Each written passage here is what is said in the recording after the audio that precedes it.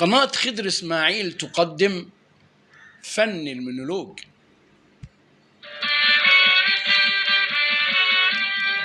عين علينا يا أهل الفن، يا عين علينا، عين علينا يا أهل الفن، يا عين علينا، ناكل أرض ونشبع زن وقال علينا، يا عيني علينا، يا عيني علينا.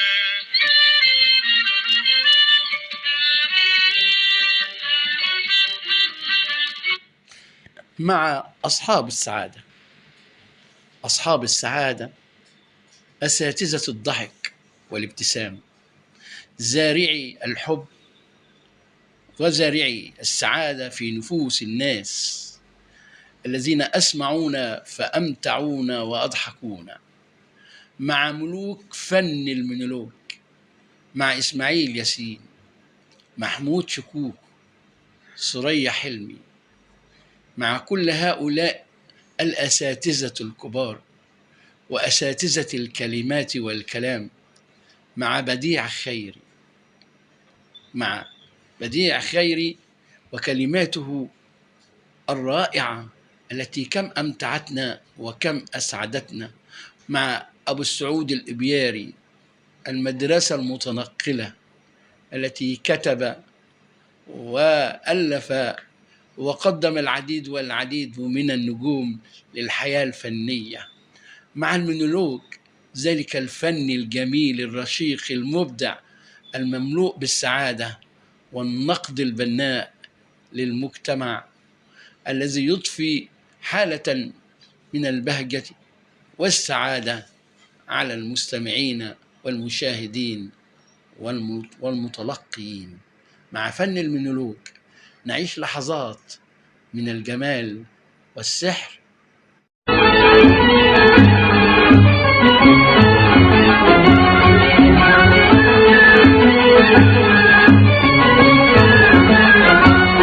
انا هروح ما تروحش، عايز اروح ما تروحش، لا انا مروح. ما تروحش، لو هستنى هنا هتوفى من الحقن اللي باخدها في جسمي، بعد يومين دم هيتصفى واخرج من هنا ميت رسمي.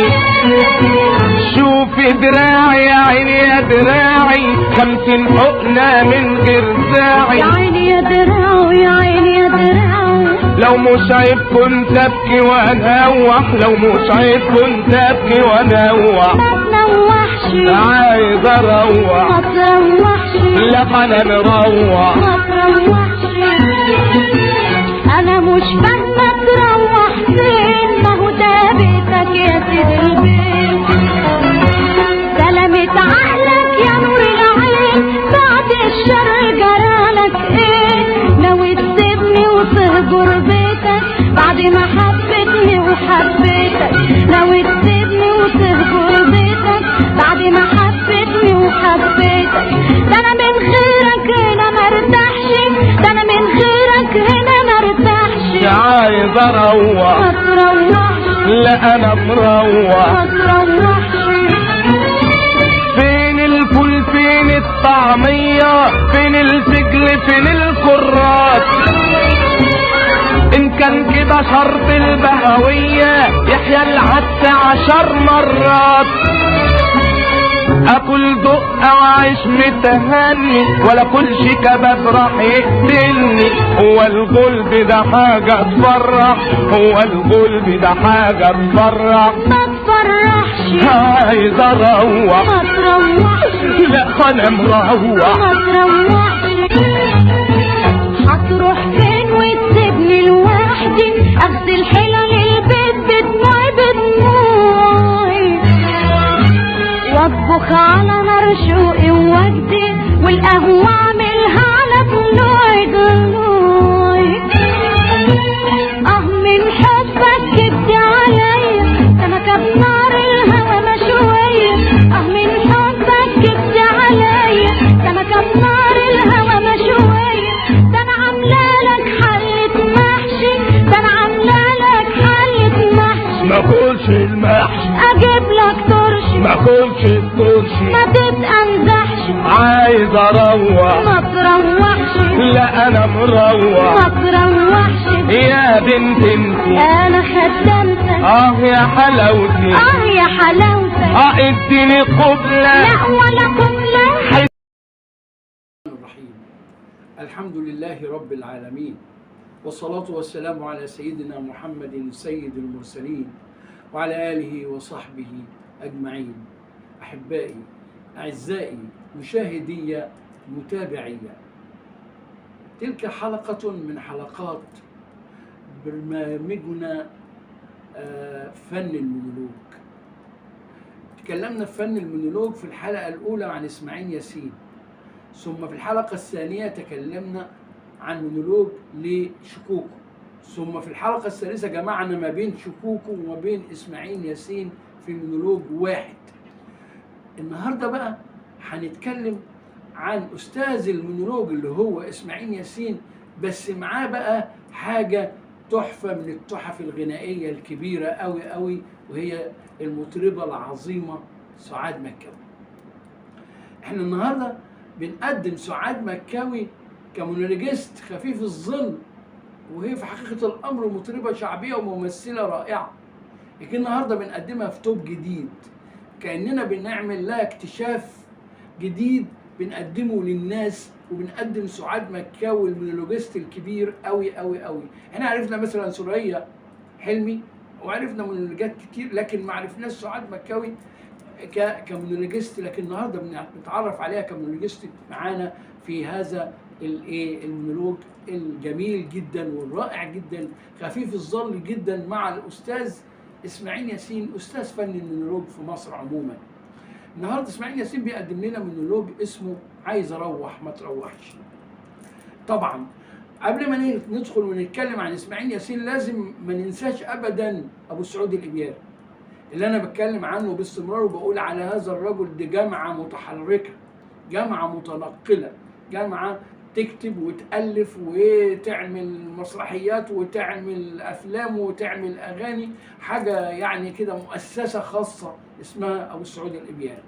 النهارده أبو سعود الإبياري بيكتب المونولوج ده اللي هو عايز أروح ما تروحش.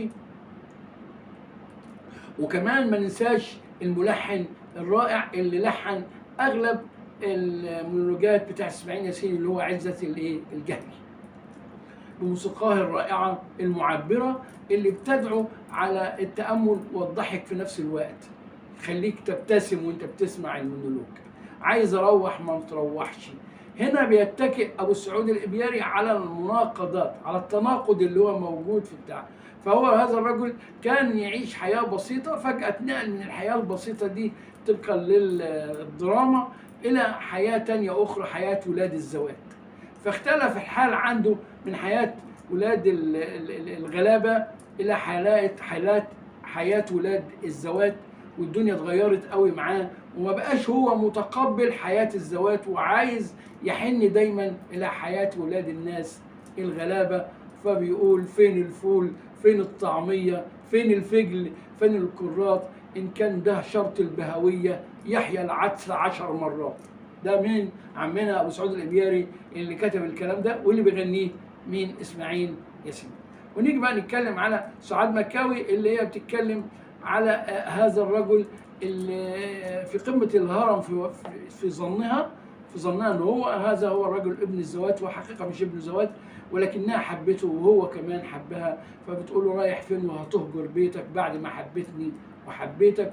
وهنا التضاد الغريب، او هو بيته ومش بيته، يعني هذا البيت بيت اسماعيل ياسين ومش بيته. مش عايز اطول معاكم شويه وكتير علشان تستمتعوا بالمونولوج احسن، وتسمعوا وتتمتعوا معانا اكتر، وتعرفوا من خلال المونولوج. هو المونولوج عموما اتعمل في فيلم من افلام اسماعيل ياسين، الافلام الحلوه قوي لاسماعيل ياسين اللي هو فيلم المولينير.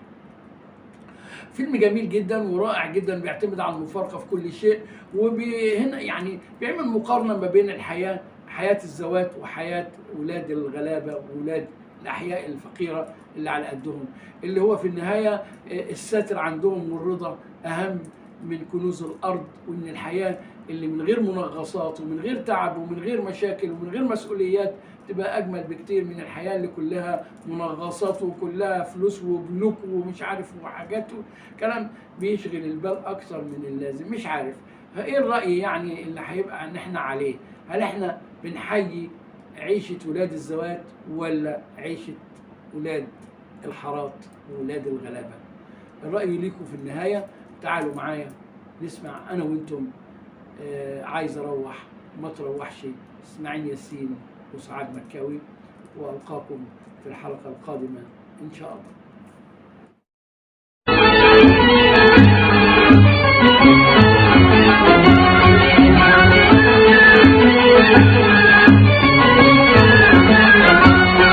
انا هروح ما تروحش، عايز اروح ما تروحش، لا انا ما مروح. تروحش.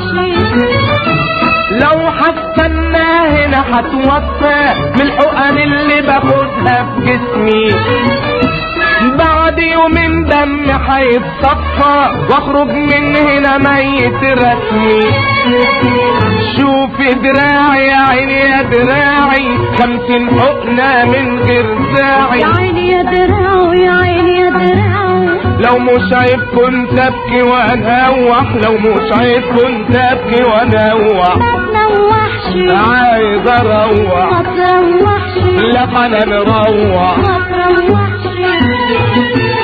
انا مش فاهمة تروح فين، ما هو ده بيتك يا سيد البيت. سلامة عقلك يا نور العين، بعد الشر جرالك ايه؟ ناوي تسيبني وتهجر بيتك بعد ما حبيتني وحبيتك. ناوي تسيبني وتهجر بيتك بعد ما حبيتني وحبيتك. ده انا من غيرك هنا مرتاحش، ده انا من غيرك هنا مرتاحش. عايز اروح ما تروحش، لا انا مروح. ما تروحش. فين الفول فين الطعمية فين الفجل فين الكرات؟ ان كان كده شرط البهوية يحيى العدس 10 مرات. اكل دقة واعيش متهني ولا كلش كباب راح يقتلني. هو القلب ده حاجة تفرح، هو القلب ده حاجة تفرح. ما تفرحش، عايز اروح ما تروحش، لا انا مروح. ما تروحش. هتروح فين وتسيبني لوحدي؟ اغسل حلل البيت بدموعي بدموعي، واطبخ على نار شوقي ووجدي، والقهوة اعملها على ضلوعي ضلوعي. من حبك كبت عليا سمكة بنار الهوى مشوية. من حبك كبت عليا سمكة بنار الهوى مشوية. ده انا عاملالك حلة محشي، ده انا عاملالك حلة محشي. ما كلش المحشي، اجيب لك ترشي، ما كلش الترشي. ما تتأنزحش. عايز اروح ما تروحش، لا انا ما مروح. تروحش. يا بنت انتي انا خدمتك، يا حلاوتي، يا حلاوتك. اديني قبلة لا ولا قبلة. إلى اللقاء في الحلقة القادمة، مع تحيات خضر إسماعيل.